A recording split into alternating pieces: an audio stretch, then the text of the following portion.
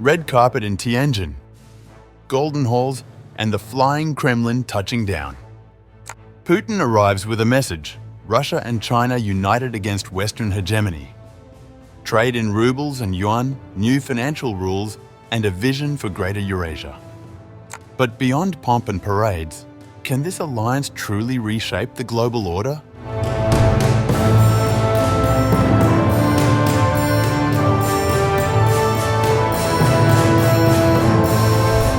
Russian President Vladimir Putin arrived in the northern Chinese port city of Tianjin on August 31st, marking a rare 4-day visit to Russia's most important ally.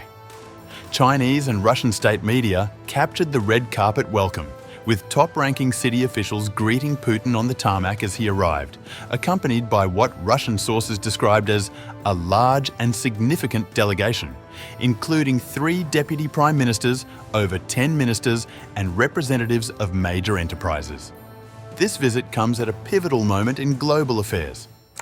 Putin is here for the 25th Shanghai Cooperation Organisation Summit, the largest gathering since the security bloc was established in 2001 among 6 Eurasian nations. Chinese state broadcaster CCTV declared that ties between the two nations are at their best in history. The most stable, mature, and strategically significant among major countries. Putin's arrival aboard his modified Ilyushin Il-90 6300 Pu aircraft, often called the Flying Kremlin, underscored the significance of this diplomatic mission.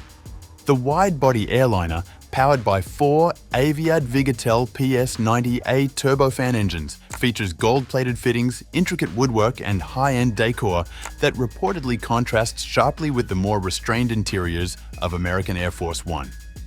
President Xi Jinping is hosting about 20 world leaders in Tianjin in what China aims to showcase as a powerful alternative to the Western-led international order. As Putin stated in a pre-visit interview with China's Xinhua news agency, the SCO's appeal lies in its simple but powerful principles: a firm commitment to its founding philosophy, openness to equal cooperation, not targeting third parties, and respect for the national characteristics and uniqueness of each nation. Putin directly challenged what he and Xi view as American hegemony. All this will help shape a fairer, multipolar world order. Putin voiced his rejection of Western sanctions, telling Xinhua that Moscow and Beijing stand together in bolstering BRICS. We stand united in strengthening BRICS' ability to address pressing global challenges, share similar views on regional and international security, and take a common stand against discriminatory sanctions that hinder the socio-economic development of BRICS members and the world at large.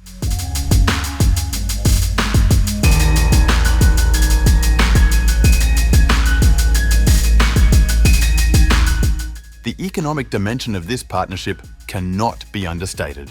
Putin revealed that since 2021, bilateral trade between Russia and China has grown by approximately $100 billion, with China now serving as Russia's leading trade partner, while Russia ranked 5th among China's foreign trade partners last year.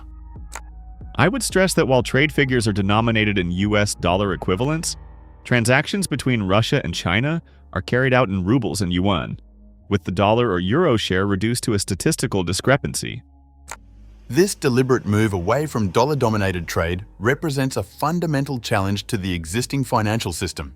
Putin called for reforms to the International Monetary Fund and World Bank. Alongside our Chinese partners, we support the reform of the International Monetary Fund and the World Bank.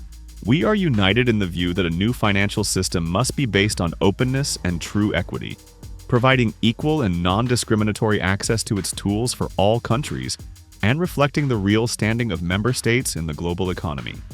It is essential to end the use of finance as an instrument of neo-colonialism, which runs counter to the interests of the global majority. On the contrary, we seek progress for the benefit of all humanity. I am confident that Russia and China will continue to work together towards this noble goal, aligning our efforts to ensure the prosperity of our great nations. The Shanghai Cooperation Organisation has evolved far beyond its original security focus.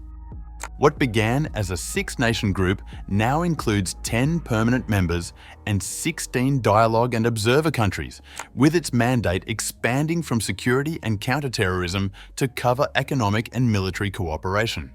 Leaders from Central Asia, the Middle East, South Asia and Southeast Asia will attend the summit in what China portrays as a powerful show of unity among the global South, referring to developing and lower-income countries, mostly in the Southern Hemisphere.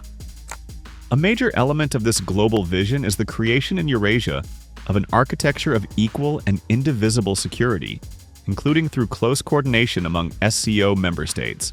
We view the Greater Eurasian Partnership, linking national development strategies, regional integration initiatives, and strengthening ties among the SCO, the Eurasian Economic Union, the CIS, ASEAN, and other international organizations as the socio-economic foundation of this architecture.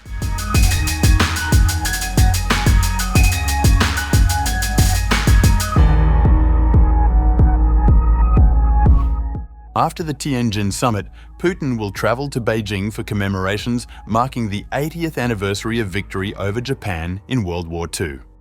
This historical symbolism carries deep meaning for both leaders. The people of the Soviet Union and China bore the brunt of the fighting and suffered the heaviest losses.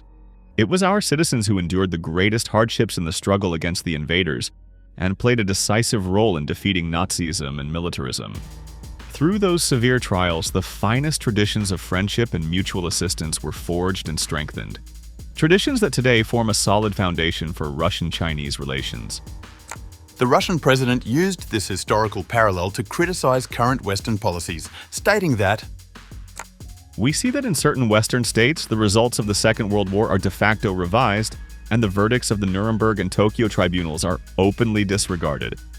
These dangerous tendencies stem from a reluctance to acknowledge the direct culpability of the predecessors of today's Western elites in unleashing the World War, and the desire to erase the shameful pages of their own history, thereby encouraging revanchism and neo-Nazism. Historical truth is being distorted and suppressed to suit their current political agendas." Looking forward, Putin and Xi are working toward what they call Greater Eurasia, a continental partnership that would unite the Shanghai Cooperation Organisation, the Eurasian Economic Union, and China's Belt and Road Initiative. As one Russian analyst noted, this represents the first time in generations that the world's fastest-growing region has a chance to set its own agenda rather than accept one written in Washington or Brussels. The implications of this summit extend far beyond bilateral relations. Russia and China are presenting the Global South with what they frame as an alternative to Western hegemony, while sending a clear message to the West that this alternative cannot be dismissed.